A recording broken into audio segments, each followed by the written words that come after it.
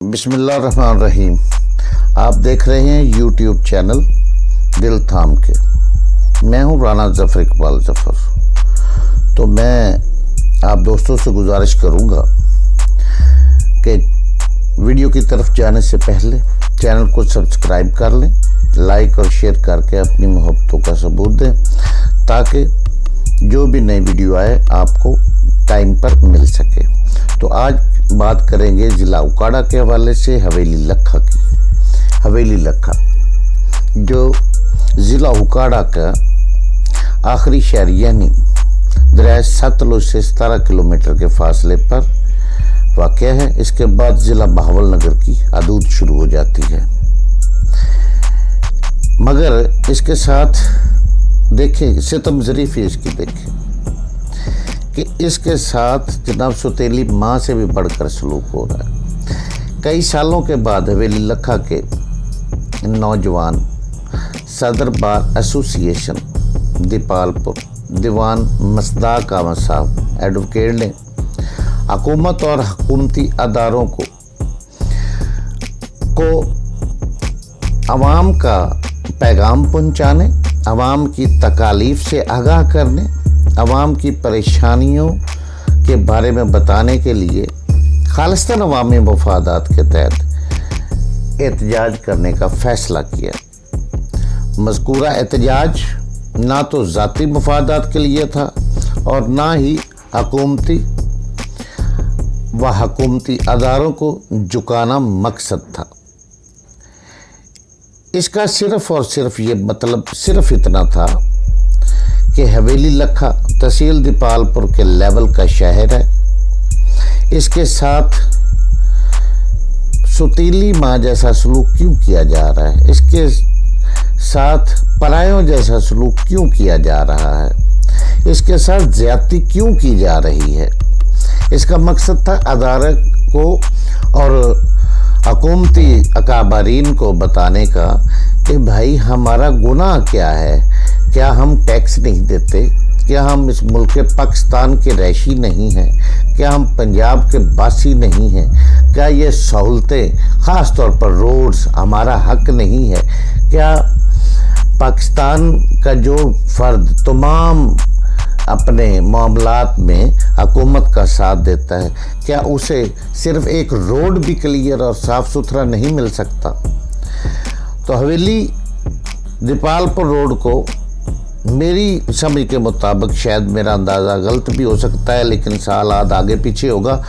15 سے 20 سال قبل ایک بار بنایا گیا تھا۔ اس کے بعد اس طرف توجہ دینا کسی نے اپنا نہ تو فرض سمجھا نہ ذمہ داری سمجھی۔ سیاست کو میں بیچ میں نہیں لاؤں گا، سیاستدان آتے رہے اور جاتے رہے، یہاں سیاستدان وزراء بھی رہے، عہدوں پر بھی رہے، ان کی حکومتیں بھی رہیں، لیکن اس روڈ پر توجہ کسی نے نہ دی۔ حالانکہ اس روڈ پر ٹریفک کا لوڈ بہت زیادہ ہے، مگر اب اس کی کیا بات کریں، اس کی صرف کیا بات کریں۔ شہر کے بیشتر تمام داخلی و خارجی روڈز کا حالت دیدنی ہے۔ حویلی لکھا کے تمام داخلی و خارجی، میں ذمہ داری سے یہ بات کر رہا ہوں، تمام سڑکیں گڑھوں میں تبدیل ہو چکی ہیں، چاہے وہ حویلی لکھا سے ہیڈ سلیمان کی روڈ ہو یا پیر غنی روڈ، بصیر پور روڈ ہو یا اجرا شاہ مقیم روڈ۔ ایسے لگتا ہے کہ وہ ایک تصویر بنا ہے کہ کبھی کھنڈر ایسے بھی ہوا کرتے تھے۔ انسان کو اس طرح لگتا ہے کہ وہ کسی پہاڑی راستے پر سفر کر رہا ہے۔ جب وہاں پہ آپ جائیں نا تو آپ کو یقیناً یہ ایسا محسوس ہوگا کہ آپ سڑک پر نہیں، کسی روڈ پر نہیں، بلکہ کسی پہاڑی راستے پر سفر کر رہے ہیں۔ یکدم کھائی آ جائے گی، یکدم جناب پتھر روڑے، اور اس روڈ پر یقین کریں کہ افسوس ہوتا ہے کہ حویلی دیپال پور کی اہمیت ان تمام روڈ میں اس لیے زیادہ ہے کیونکہ دیپال پور تحصیل ہے اور تمام اداروں کے ملازمین، وکلاء، عدالتی معاملات میں الجھی ہوئی عوام سمیت ہزاروں افراد کو جنہوں نے لاہور، اکاڑا، ملتان، فیصل آباد کاروباری طبقہ انہوں نے جانا ہوتا ہے، تو یہاں سے گزر کر وہ دیپال پور تک پہنچتے ہیں اور دیپال پور سے پھر ان کو آگے وہ ٹریولنگ کرتے ہیں۔ اور یہ جو ویلی سے دیپال پور روڈ ہے، یہ زیادہ سے زیادہ 20 منٹ کا سفر ہے، جو اب 1.5 سے پونے 2 گھنٹے لے جاتا ہے۔ اتنی اس کی حالت بری کر دی گئی ہے کہ اس پر سفر کرنا اسی طرح ہے کہ آپ موروں کے مریض ہو جاتے ہیں۔ گاڑیوں والے سے پوچھیں نا کہ گاڑی والے بھائی آپ کیا، وہ کہتا ہے کہ جناب میں نے یہاں پہ زیادہ سے زیادہ گاڑی جو نہیں لے لیں وہ چاند ماہ نکالے گی، اس کے بعد وہ سب اس کا ایک ایک جوڑ ہل جاتا ہے۔ اس طرح کا روڈ یہ ہو چکا ہے، جگہ جگہ ٹوٹ پھوٹ کھڈے دکھائی دیتے ہیں، اور کئی جگہوں سے تو سڑک ہی غائب ہے، صرف پتھر بکھرے ہوئے نشاندہی کر رہے ہوتے ہیں کہ یہاں کبھی سڑک بھی ہوا کرتی تھی۔ آئے روز کے ایکسیڈنٹ چونکہ کھڈے ہیں تو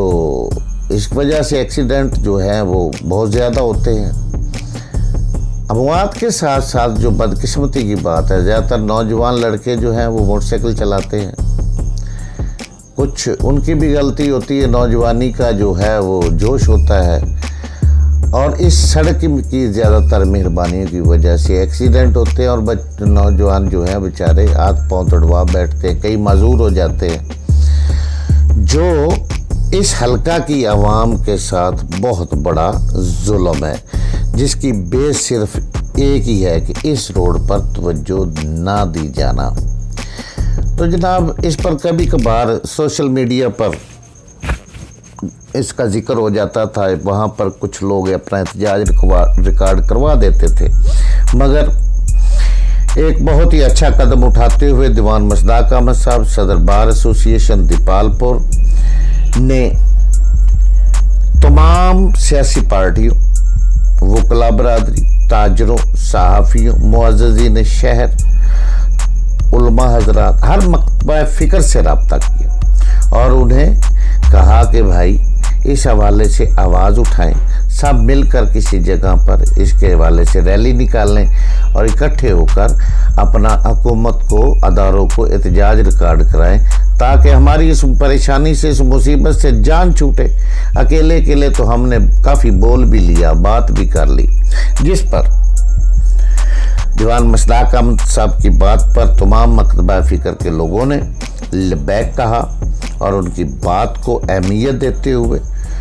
آج بروز جمعہ 29 اکتوبر والے دن 8 بجے ریلوے پھاٹک وساوے والا پر لوگ اکٹھے ہونا شروع ہوئے۔ وہاں پر تمام لوگوں نے بلا تفریق اپنا اظہار خیال کیا اور احتجاج ریکارڈ کروایا، حکومت وقت سے التماس بھی کیا کہ مہربانی کرے، اس حلقہ کی عوام پر رحم کرے، اس علاقہ کی عوام پر رحم فرمائیں اور اس روڈ پر توجہ دی جائے۔ اس کے بعد ایک ریلی کی صورت میں تمام لوگ نے بینر اٹھا کر وہاں سے مارچ کرتے ہوئے لاری اڈا پر تشریف لائے، اور یہ کافی فاصلہ بن جاتا ہے، ریلوے پھاٹک سے لاری اڈا کا کافی سارا فاصلہ بن جاتا ہے، لیکن عوام پریشانی اتنی تھی کہ میرا خیال ہے آگے چوک شہیداں جو اس سے ڈبل تھا، وہاں پہ جانا پڑتا، اتنا سفر تھا، تو شاید وہ خوشی چلے جاتے، کیونکہ پریشانی چھوٹے سے لے کر بڑے تک ہر بندے کو پریشانی ہے، چاہے وہ کسی بھی شعبے سے، کسی بھی پیشے سے، کسی بھی سے بھی تعلق رکھتا ہے، وہ پریشانی کا اسے سامنا ہے۔ تو جناب وہاں پر آ کر دیوان مصداق احمد صاحب، صدر بار ایسوسی ایشن نے تمام لوگوں کا جو اس میں شریک ہوئے، تمام شہریوں کا، علماء کا، وکلاء کا، صحافیوں کا، سیاسی پارٹیوں کے کارکنوں کا शुक्रिया अदा किया और इस पर के साथ साथ जो पुलिस जो थी सिक्योरिटी के लिए उनका शुक्रिया अदा किया और उनसे गुजारिश की कि आप लोगों ने आज अपना जो है वो एहतजाज रिकॉर्ड करवाया है और आप मेरी कॉल पर तशरीफ़ लाए, आपको बहुत शुक्रिया। इस पर अरबाब इख्तियार और हुकूमती काबरीन को तवज्जो देनी चाहिए और जहाँ तक मुमकिन हो हमें अपनी बात जो है उन तक रखते रहना चाहिए। बहरहाल अच्छा, यहाँ पे ना ये काबिल ज़िक्र बात जो है वो ये है कि 1-1.5 माह कबल बड़ा वावैला उठा, बड़ा शोर उठा कि जनाब इस रोड की तामीर के लिए इतने करोड़ रुपया, कुछ 65 करोड़, कुछ 56 करोड़, कुछ 75 करोड़ रुपया जो है वो रख दिया गया है। वो इन्हें टेंडर लगा दिए हैं, काम शुरू। अच्छा, कुछ जगह पर जनाब काम शुरू हो, पत्थर गिरना शुरू हो गए और जनाब जो कट थे वो भरने लगे। पता चला कि जी ये ठेका इस तरह का हुआ है कि जहाँ ज़्यादा सड़क ख़राब है उसे जो है दुरुस्त किया जाएगा, यानी मरम्मती की जाएगी, तमाम रोड को नई शक्ल में नहीं बनाया जाएगा। चलो जो भी होता है, चलने फिरने के काबिल तो, आने जाने के काबिल तो वो जनाब काम शुरू हो गया। थोड़ा सा चंद एक जगहों पर उन्होंने काम किया और अब जनाब एक रात पता चला कि वो सब गायब है, ठेकेदार भी गायब, अमला भी गायब, मशीनरी भी गायब। अब रोड जूं का तू जहाँ से उन्होंने उखाड़ दिया था वहाँ से वो जनाब मेरी उखड़ा हुआ है। जहाँ उन्होंने हल्का फुल्का कर दिया, चलो वो तो कर दिया, लेकिन जहाँ से उखाड़ा गया वो और मुसीबत बन चुका है और वो जनाब गायब हो गए।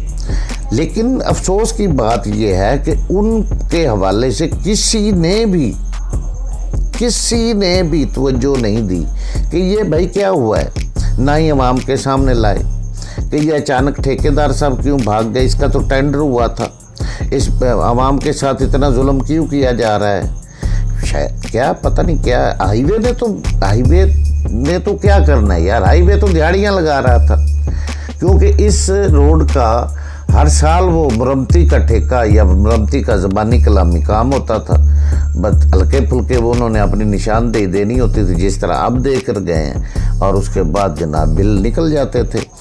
तो ये तो हाईवे वाले तो अपनी दिहाड़ियाँ लगा रहे थे, उनके लिए ये रोड अगर बन जाए तो उनकी तो जनाब एक साइड से नुकसान हो गया, उनकी तिजोरी में पैसे आने बंद हो जाएंगे। तो ये सोचना तो उन लोगों को चाहिए ना जिन लोगों ने वोट लेने होते हैं कि आगे बढ़कर वो जनाब आवाम की जो आज आवाम चीख कर कह रहे हैं वो कहें, ताकि पता चले कि ये आवाम के कितने हमदर्द हैं। बहरहाल वो जनाब वो जो छोड़कर भाग चुके हैं, मगर जिस तरह आज दीवान मशताक अहमद साहब ने बात की, जिस तरह उन्होंने लोगों को इकट्ठा करने के लिए कोशिशें की, तमाम मकतबा फिक्र को उनको भाई सैल्यूट है। उन्होंने बहुत अच्छा कदम उठाया है, उन्होंने बहुत अच्छी